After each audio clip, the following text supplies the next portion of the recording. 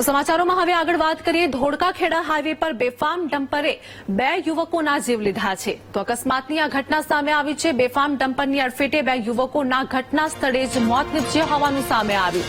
બેફામ ડમ્પર ચાલકે બાઇક સવાર 2 યુવકોને ટક્કર મારી હતી। અકસ્માત પછી ડમ્પર ચાલક ઘટના સ્થળેથી ફરાર થઈ ગયો હતો। તો પોલીસે ફરાર ડમ્પર ચાલકની શોધખોળ હાલ શરૂ કરી છે। ધોળકા ખેડા હાઈવે પર બેફામ ડમ્પરે 2 યુવકોના જીવ લીધા છે। અકસ્માતની આ ઘટનામાં 2 લોકોના મોત થયા। પોલીસે ફરાર ડમ્પર ચાલકની શોધખોળ પણ શરૂ કરી છે।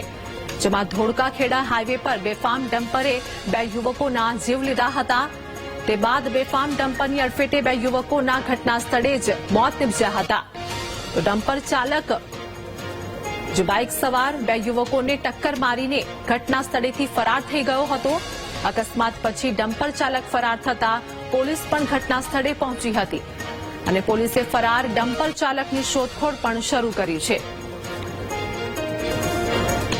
સંવાદદાતા હરિઓમ અમારી સાથે જોડાઈ ગયા છે। ધોળકા ખેડા હાઈવે પર બેફામ ડમ્પરે 2 યુવકોના જીવ લીધા છે, શું અપડેટ? જી, ગઈકાલની આ ઘટના છે। વાટબકરી કંપનીની પાસે કંપનીની ગાડી બહાર નીકળતી હતી તે જ સમયે બેફામ રીતે આવી રહેલા એક ડમ્પરે બાઇક પર જઈ રહેલા 2 લોકોને અડફેટે લીધા હતા। બંને ઉત્તર પ્રદેશના રહેવાસી હોવાનું હાલ જાણકારી મળી રહી છે।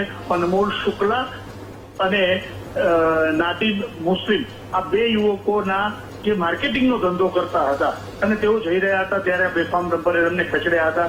હાલ પોલીસે આ જે ડમ્પર ચાલક છે તેને શોધવા માટેના ચક્રો ગતિમાન કર્યા છે।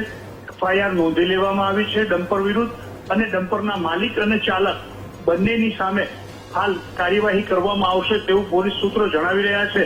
પણ એક વાત સ્પષ્ટ થાય છે કે માર્ગો પર બેફામ રીતે આવા દોડતા ડમ્પરોએ અનેક નિર્દોષોના જીવ લીધા છે, ત્યારે દાખલારૂપ કાર્યવાહી ક્યારે કરવામાં આવશે એવું લોકો ઈચ્છી રહ્યા છે। ચિરાગજી, જી આભાર હરિઓમ સમગ્ર માહિતી આપવા બદલ।